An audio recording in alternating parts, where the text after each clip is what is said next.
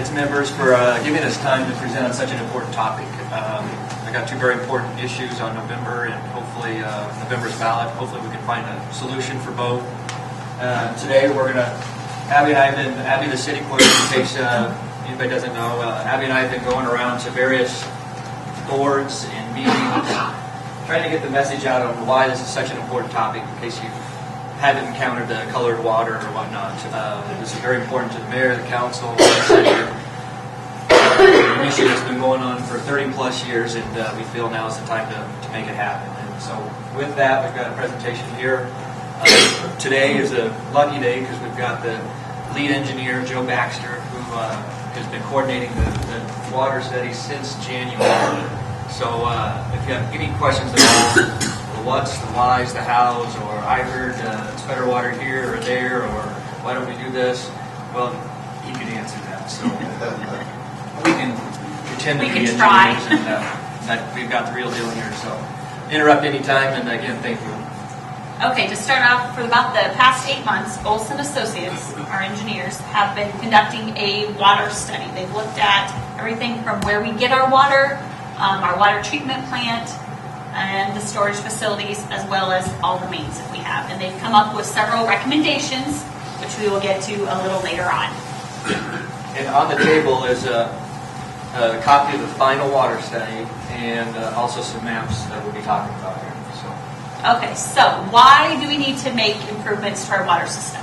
Well, I'm sure everybody thinks it's the water aesthetics. We have brown water most frequently in the summertime. That's actually our number 2 reason. It was unbeknownst to us that the number 1 reason is to improve fire protection.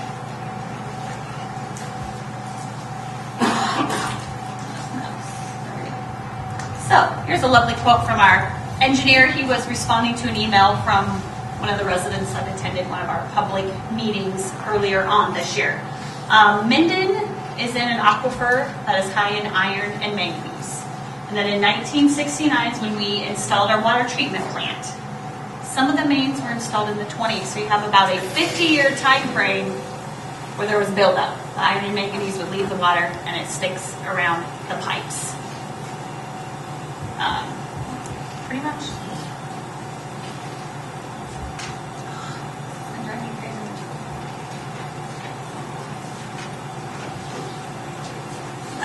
Okay, so is it safe to drink? According to the EPA and HHS, yes, it is. There are no adverse health effects from water that is high in iron and manganese. If there are any health effects, they set what is called primary drinking water regulations. So you have these for nitrates and other items. However, iron and manganese fall into the secondary drinking water regulations, which are unenforceable and are only for cosmetic and aesthetic reasons. And you can see the numbers. The iron they recommend to keep below a 0.3, and manganese is 0.05. And again, that's to keep it looking nice and clear and not to stain anything. So in their testing, they did some samples. They started at the source, so all our wells where we currently get our water. You can see the levels of both are above what they would like to have. And then the middle line, after the water has been treated and it's ready to come through town, the levels are down below, right where they would like them to be. And then the bottom, once it has gone through town, you can see again, went through all the rust, filled pipes, the levels have gone back up and are above where we want them to be. That's why you see the brown water. Now, these levels here seem like they're still acceptable, and this is from the various hydrants that were tested by the engineers. That every spring and every fall and every time a fire hydrant's opened up, every time there's high pressure, when the sprinklers are turned on in the spring, that jars loose the buildup of iron and manganese in the pipes. And so those numbers would be much higher during periods of high pressure. And there was areas in town that we sampled that are higher. Yes. This is kind of an average. The newer portions were lower. The southeast portion, the results were much higher because that's where the majority of the older 4-inch mains were. And the good news, though, about all this numbers we got back is that the water treatment plant is doing its job. So you'll see in our recommendations that they provided, there is very little money actually going to improve the water treatment plant. And it's easy for us to say that the water is safe to drink, but there have been residents in town that have contacted the Department of Health and Human Services, and each time they're contacted, they're required to come to town and test the site of the water. And this language here is basically taken verbatim from a letter, because what they're required to do is after they test it, they'll send a letter to the city and to the resident explaining the situation. And so they kind of go on about the no adverse health effects, that they recognize that it's a nuisance. Nobody wants to have dirty clothes. People have brought dirty clothes, dirty water into the city, and it's unfortunate. Okay, so reason number 2 is for fire flow protection. So what is fire flow? It is the amount of water pressure that's available to provide fire services when needed. So the higher the water pressure is, the more water volume you can get out of a fire hydrant. And so residential, it's recommended 1,000 gallons per minute is what they want to have for the pressure. And then for commercial, you can see the high school and city hall are about at 3,000. Pioneer Village is 4,000. And Bethany Home is 4,500. Just a few that I picked out for you to look at. Okay, now this is the first map in the handout with the blue and pink. It is a map of most of the fire hydrants in the city. The blue are working fire hydrants. And around each one there's a 350-foot circle. That is the determined coverage area. Now, the pink, those are the new proposed fire hydrants. 31 of those are current fire hydrants that do not work. They're inoperable. So they may have to go several blocks down when your house is on fire to be able to get water. That's not a good thing. Every second counts. And then there's 4 of those fire hydrants are being added to increase gaps in the coverage. Correct. Now keep in mind that regardless if the issue passes, and of course the city would like the issue to pass, we will take measures to alleviate the fire hydrants and get those replaced, so we have operable hydrants. The fire department does have a 3,500 gallon tanker, and there are hydrants around that they have plans to replace to make sure that they can fight fires, but we don't want them to have to go to Plan B. Okay, this is map number 2 in your handout. This is the pressure available at each location. Now, this map is just based off the 1,000 gallons per minute. So this does not include any of the commercial areas. Okay, so the green dots, that's where your pressure is going to be 35 pounds per square inch. That's good. Nothing needs to be done in those areas. It's 35 or greater. Or greater, sorry. Thank you. 35 or greater, if I could read that way. Okay, the yellow then is the 20 to 35 pounds per square inch. So if you're nearby when they open a fire hydrant, you're going to notice a slight reduction in pressure. So this is an area of concern. The red, which you can see quite a few red dots on your map there, that is when it's less than 20 pounds per square inch. Those are major areas for concern. You will notice reduced pressure, definite, great reduced pressure in the area of a fire. And there's also a potential health hazard there. If they open a fire hydrant nearby and you're near one of those, you could suck the water out of your house back into the water system. If you have any chemicals or anything, or a hose attached to your house and a bucket full of chemicals, brings all that into the water system, into the water towers, then we have big problems. Drain the whole system, nobody has water. Now, a great example of today's paper, the city has an ad in the paper where, why is this happening? Why is there not, pressure?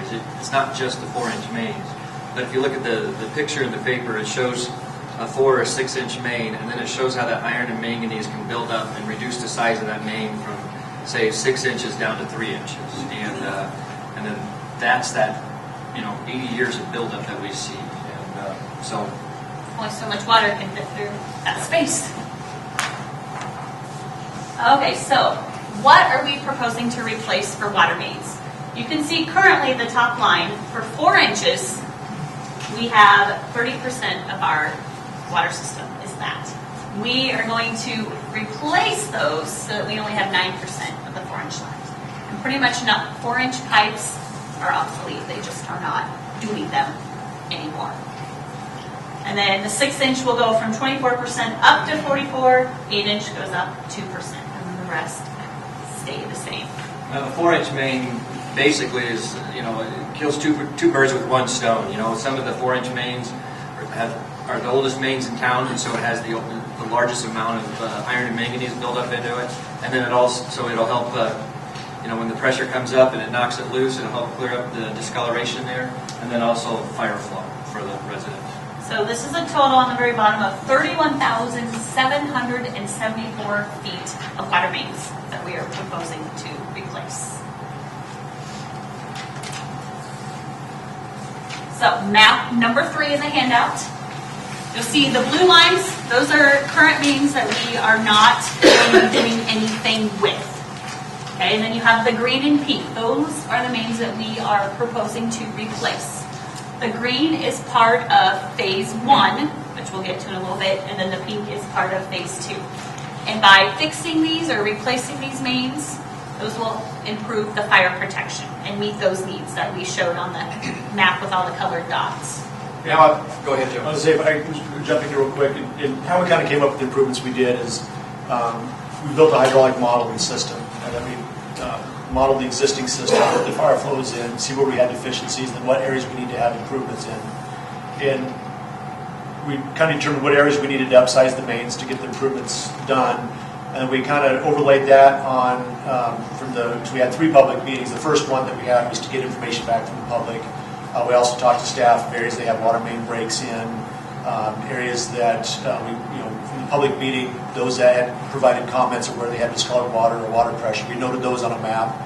Feedback that was provided to City Hall, we kind of overlaid all that in the map and to help us determine, okay, if it's this street or this street, 5th Street or 6th Street, just picking out an example.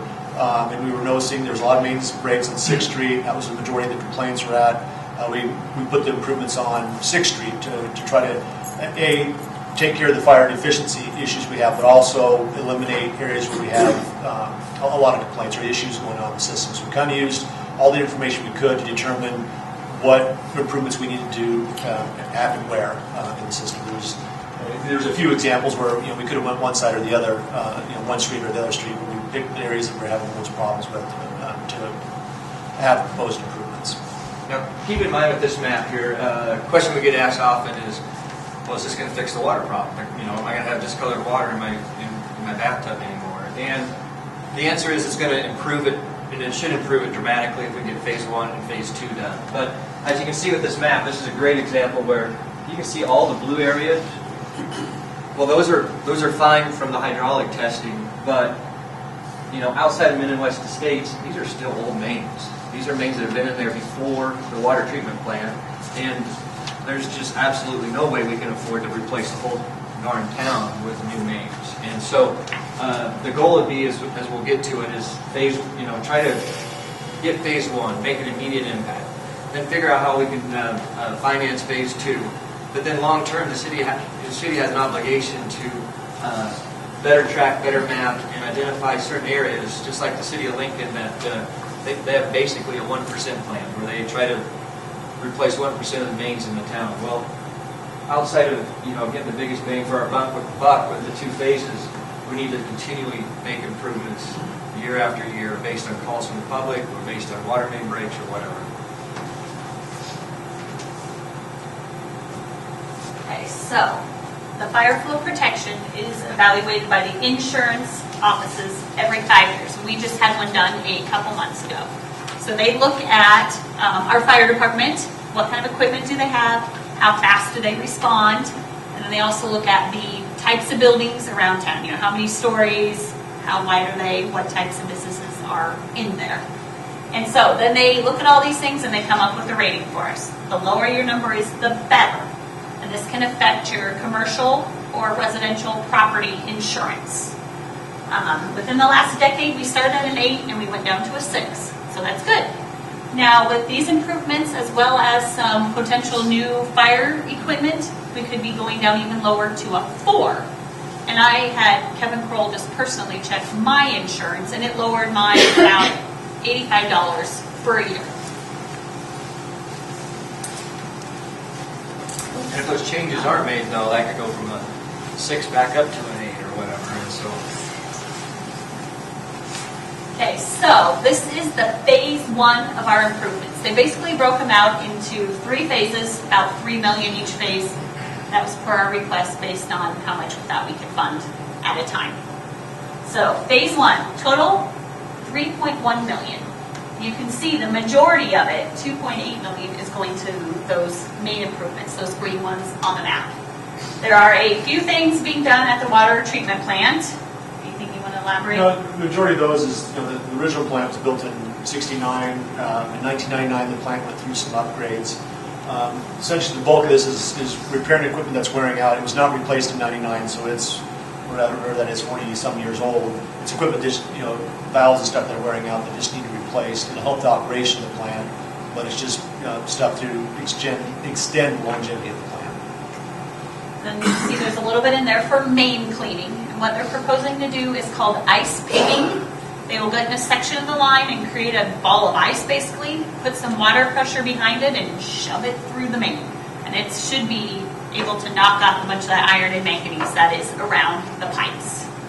Is it 3 areas? Yeah, because it's one of those, how good a job it does, we're not sure. Relatively new technology. Relatively new technology.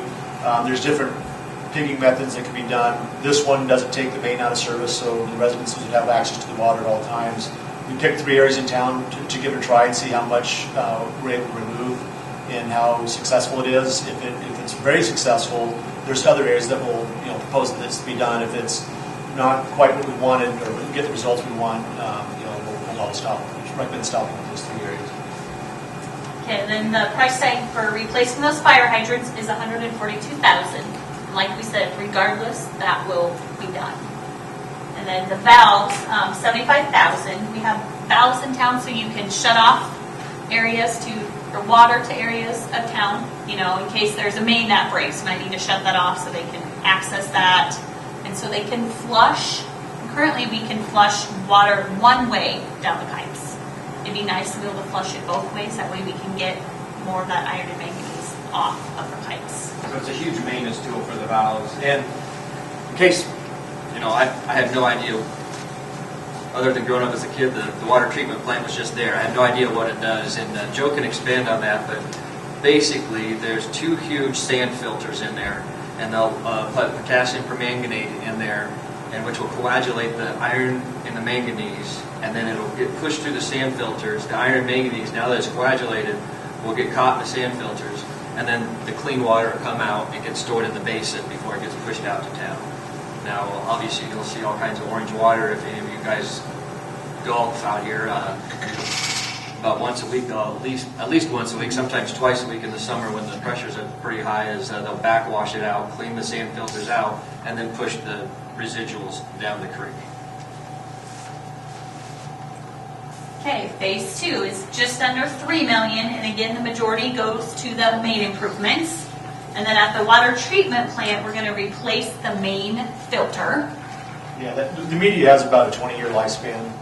It's 15 years old, so in 5 to 7 year period, that media will be by wore out. When we backwash it, the sand particles rub against each other and get smaller. So when they get too small, they're not doing their job anymore. So you got to come and replace the media.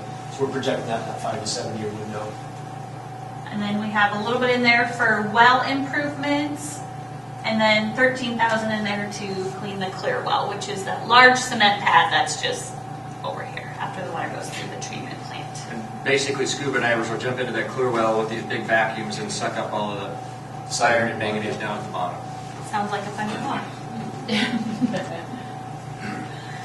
Okay, phase 3. We want to first add a generator to well number 6. Currently, if the town loses power, we have one well that has a generator, which is not quite enough water to pump to town for everybody, but it's enough if we have to get by. It's enough to meet kind of today's needs.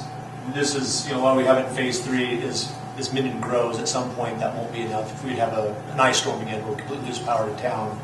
That 10 to 15 year window out it'd be advantageous to have a second well that had a generator. That way you can always maintain water within the system. And then we'll show next a map of the 4 potential expansion areas which we would like to be getting water mains out there. And phase 3 is 10 to 20 years down the road, nothing immediate. And if we grew by 1,000 phase 2, it would have to happen. So. Yeah.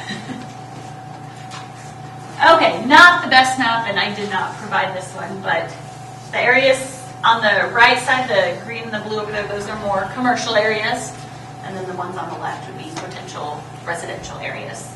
And every 10 years, the city's required to do a comprehensive plan, and we just wrapped that up probably 2 years ago. And based on the comprehensive plan, discussion with the public, ideal locations for expansion have been identified. Okay, so what do we need to do these improvements? Well, the total project cost, which is just phase 1 and 2, the immediate needs, just over $6 million. If you add the potential for the growth in there, you're talking about over $9 million. So the immediate needs are obviously the 6.1. Yes. And how are we going to fund this? And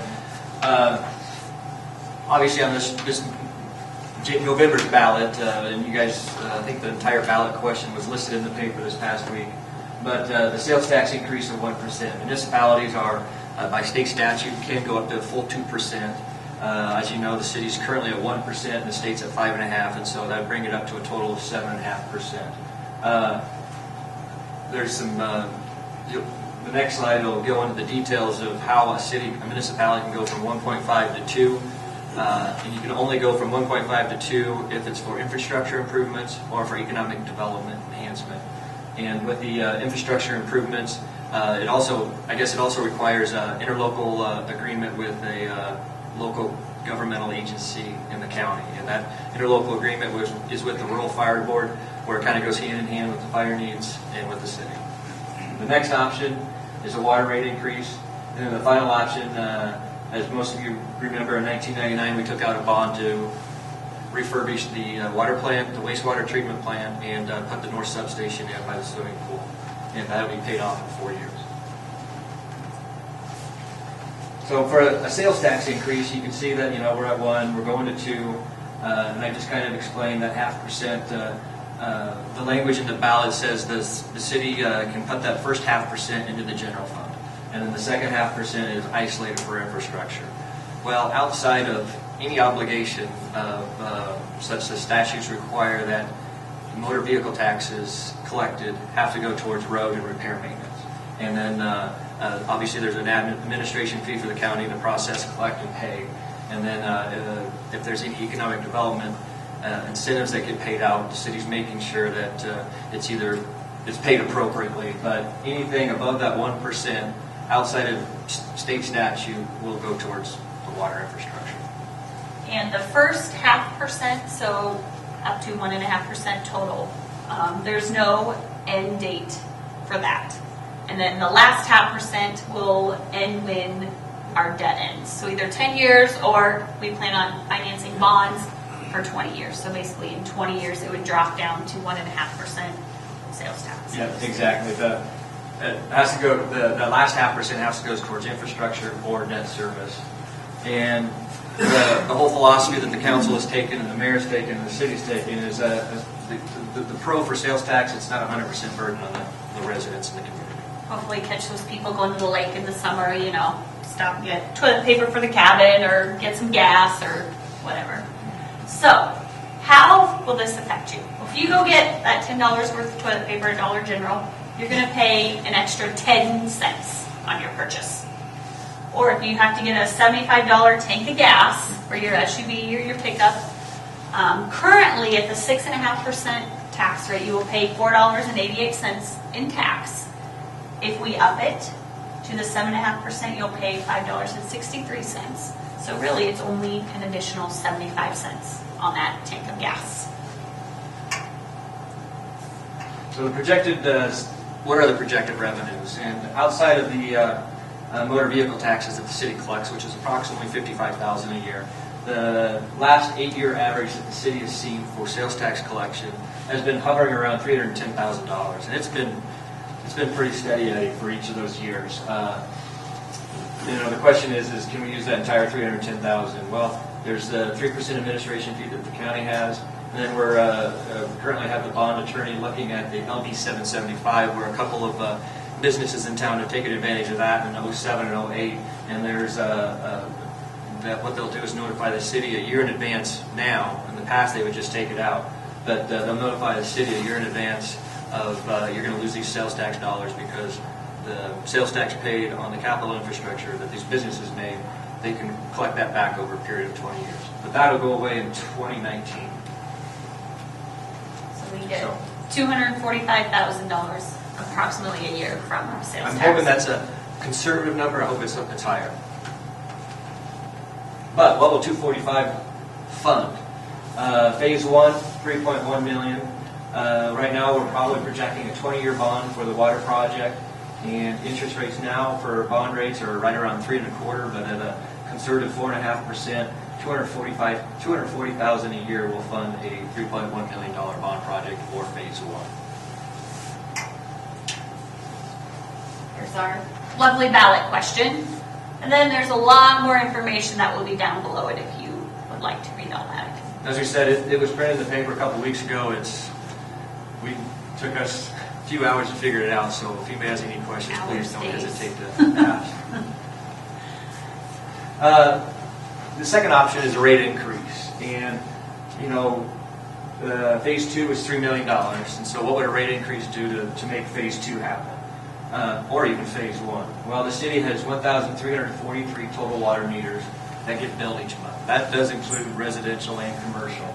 But everybody's water bill has a base rate of $17 a month.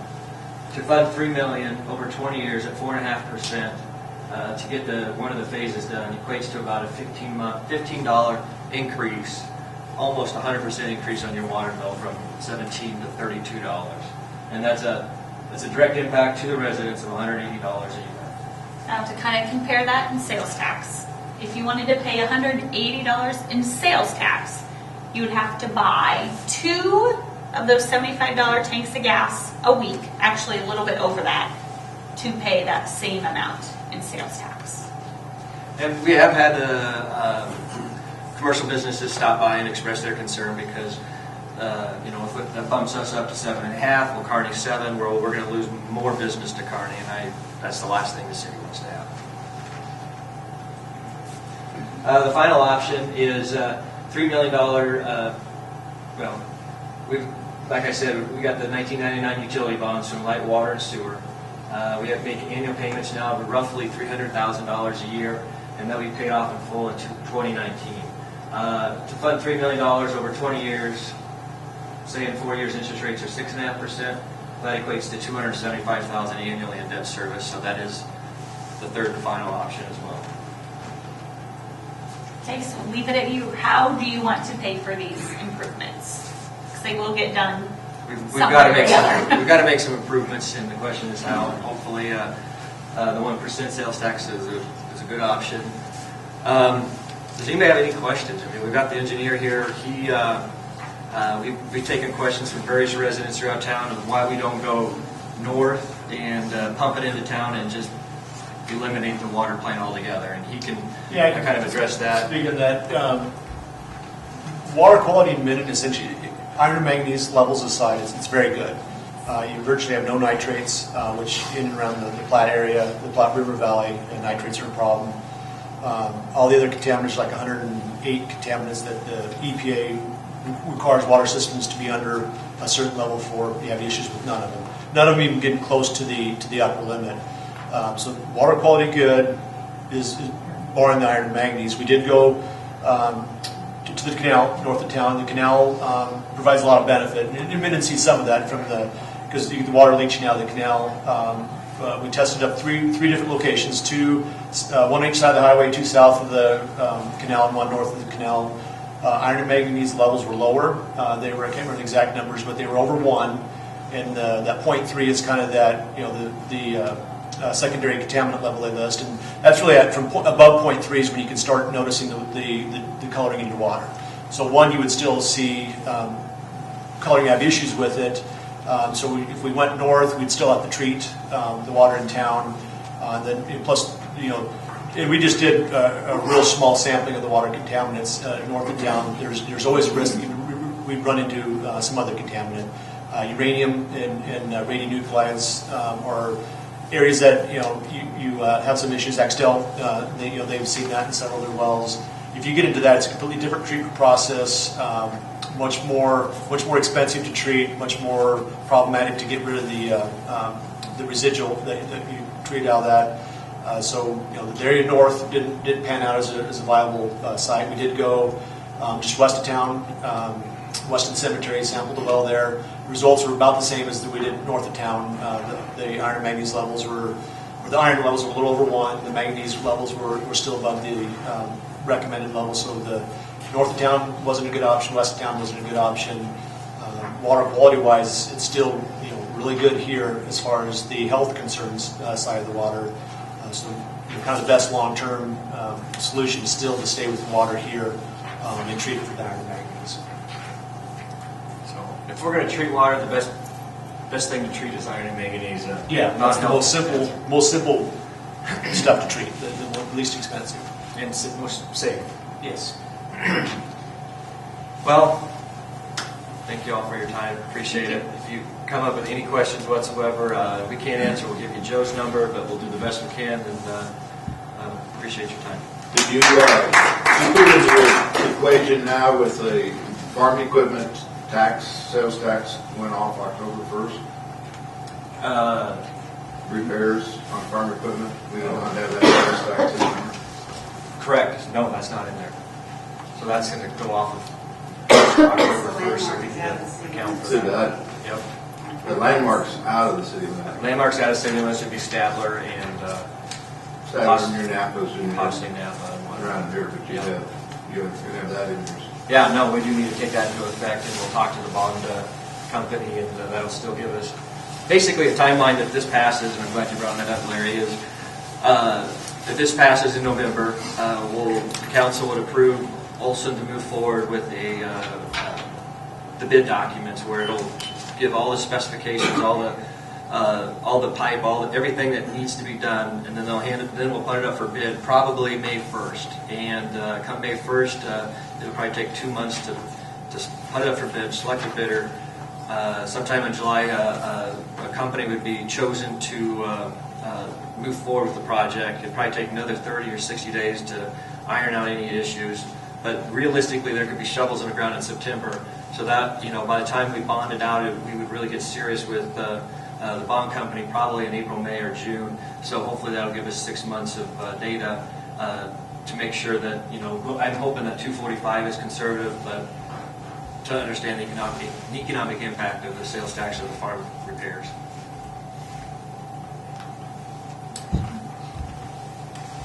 Thank you. Yeah, if anybody has if you have any one-on-one questions you want to ask me, I'd be here as long as you want.